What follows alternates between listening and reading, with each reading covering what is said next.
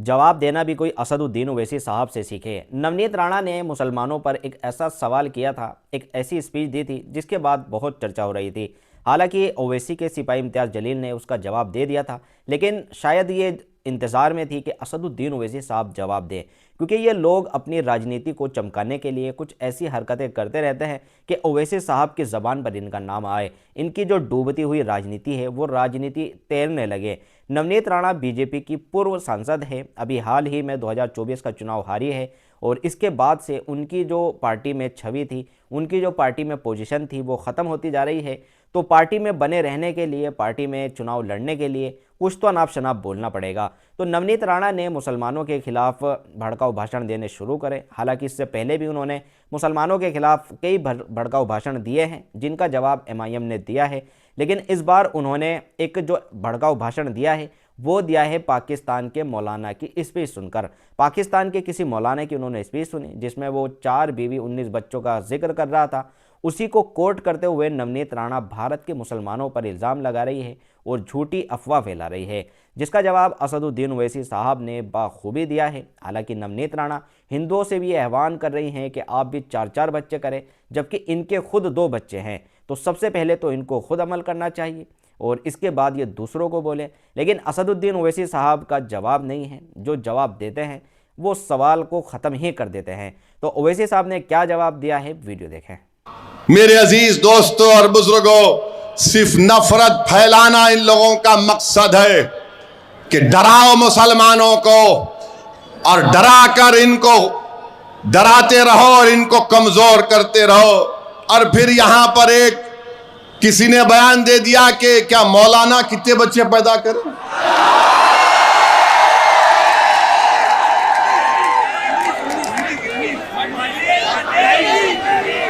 मौलाना 19 बच्चे पैदा किए। मौलाना मैं हार गया 6 में, आप 19 में कामयाब हो गए।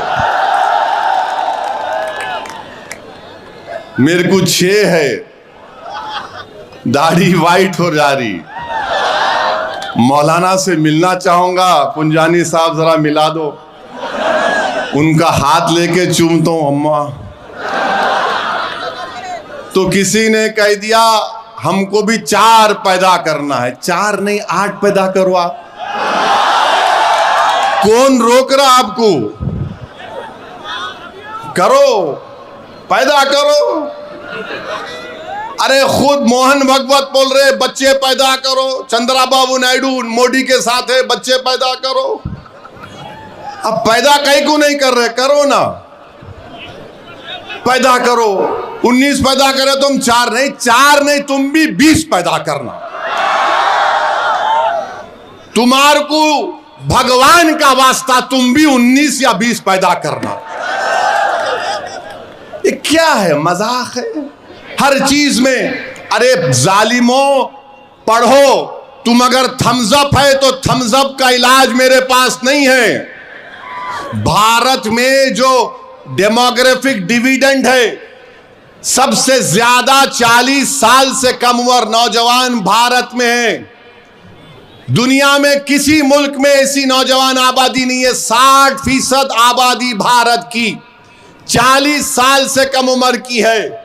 उनको आप नौकरी नहीं दे रहे, उनको आप सिखा रहे नहीं कोई स्किल, उनको आप कोई जिंदगी का मकसद नहीं दे रहे।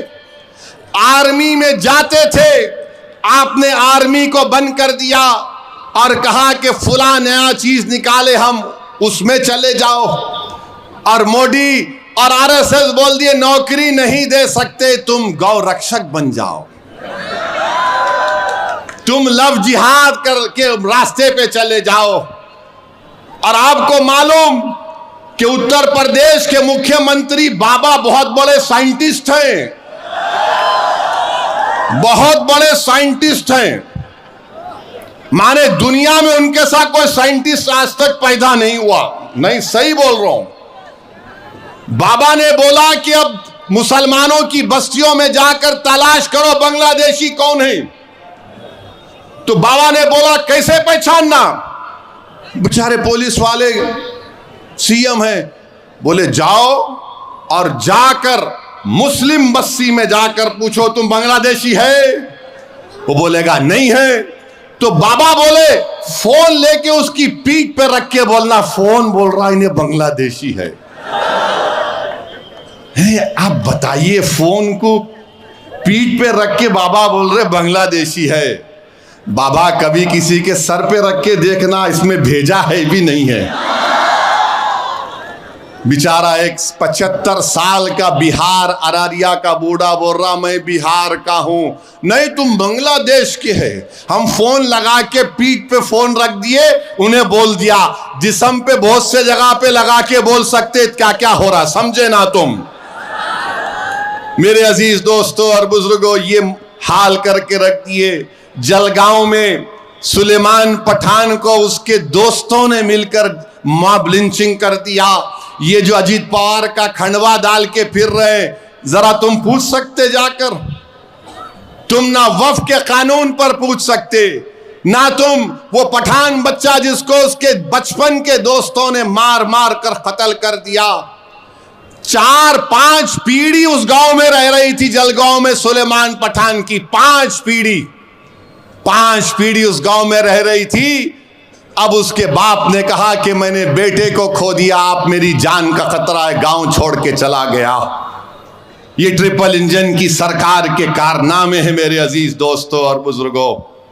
पूछो अजीत पवार से, क्या किया तुमने? तुम्हारे पास कोई अल्फाज नहीं है। महाराष्ट्र में पहला मॉब लिंचिंग मोहसिन शेख का 2014 में हुआ था। पूना तो तुम्हारा है ना अजीत पवार?